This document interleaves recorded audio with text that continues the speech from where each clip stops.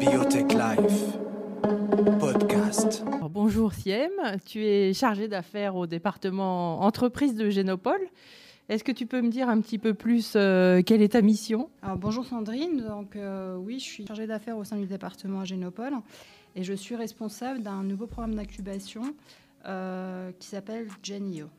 Est-ce que tu peux nous parler un petit peu de ton parcours avant Génopole ? Avant d'intégrer Génopole, il y a un petit peu moins d'un an maintenant, je travaillais pour une compagnie à Singapour qui était l'équivalent en fait d'une SAT et d'un accélérateur.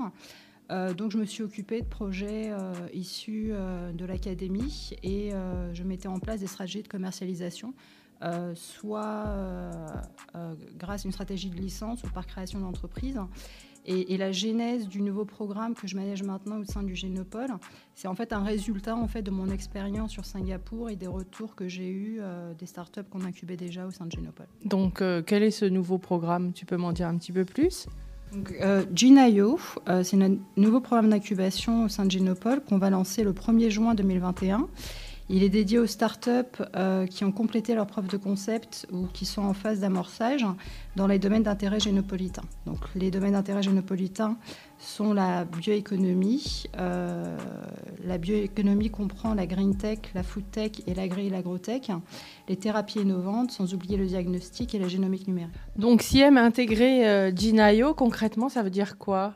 Donc ça veut dire accéder à un programme qui a été spécifiquement construit et développé par Génopole sur la base de retour d'entrepreneurs. Ça veut dire que Génopole s'engage à ce que les bio-entrepreneurs réussissent leur transition, technologie, business plan, investissement. Tu peux nous expliquer un petit peu dans le détail ce que c'est cette transition-là qui est difficile pour eux ? Donc oui, les startups qu'on invite à candidater au sein du programme, ce sont des startups qu'on appelle technologie heavy. Ils ont un time to market qui est généralement de 2 à 5 ans, dépendamment de leur domaine. Et pour le développement de leurs produits ou de leurs services pré-commercialisation, ils ont besoin d'investissement. Et l'objectif premier pour cet investissement, c'est de pouvoir constituer une stratégie business. Donc, Siem, c'est quoi l'objectif de Gen.io concrètement ? Donc, l'objectif de Gen.io, c'est en fait d'accompagner ces startups qui sont post-preuve de concept dans la structuration de leur stratégie, business model, levée de fonds, partenariat grand compte et communication pour une première levée de fonds ou un premier accord commercial qui garantira la croissance de leur compagnie post-incubation. D'accord. Ils ont combien de temps pour faire ça ? Donc, le programme Gen.io se fait sous 1 an et probablement on peut renouveler certaines compagnies, donc c'est sous 1 an à 2 ans. Si je rentre un petit peu dans le détail, concrètement, qu'est-ce que contient véritablement ce programme ? Tout d'abord, il y a un volet financier à ce programme. Donc, toutes les startups Gen.io vont recevoir une avance remboursable de 20 000 euros et une aide financière à l'installation. Donc 20 000 euros, et est-ce qu'il y a une contrepartie à ces 20 000 euros ? Alors non, il n'y a pas de contrepartie à ces 20 000 euros. On ne demande pas de part en fait de la compagnie. Et donc ça, oui, c'est un élément avantageux et différenciant au sein du programme Gen.io par rapport aux autres en France et globalement. Et est-ce que tu peux m'en dire un petit peu plus sur le volet qui concerne l'aide financière à l'installation ? Donc oui, on a une offre qu'on appelle une offre d'attractivité pour aider en fait aux compagnies à s'installer dans nos locaux à Génopole. Ce qu'on fait en fait, c'est qu'on rembourse partiellement le loyer pour ces compagnies. Qu'est-ce qu'il y a d'autre dans ce programme ?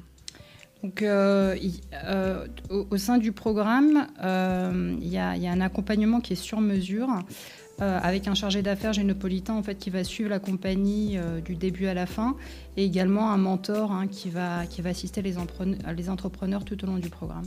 Alors, ça va commencer comment ?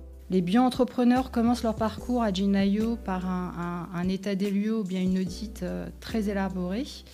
Ensuite, grâce à cette analyse et le chargé d'affaires ainsi que le mentor, ça sera aux bio-entrepreneurs en fait, de choisir les stratégies qu'ils souhaitent développer pour obtenir cette première levée de fonds ou ce premier accord commercial. Il existe différents packs d'expertise qu'on va offrir au sein du programme. Un pack business model validation, un pack stratégie levée de fonds, un pack stratégie partenariat grand compte et un pack stratégie communication.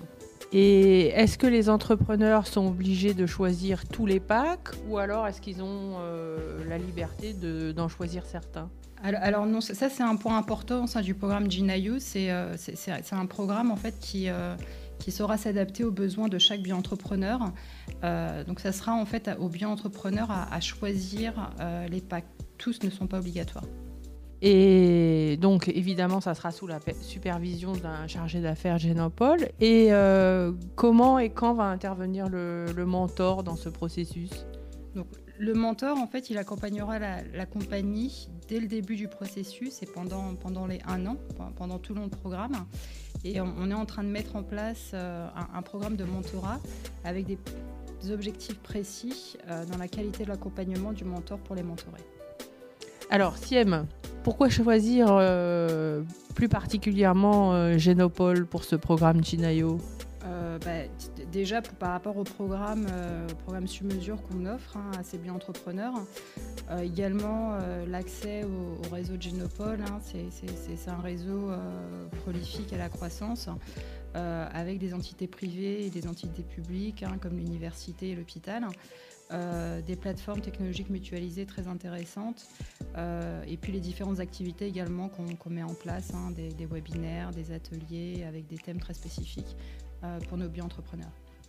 D'accord, effectivement. Et du coup, comment vont faire les candidats qui sont potentiellement intéressés par ce programme pour postuler ?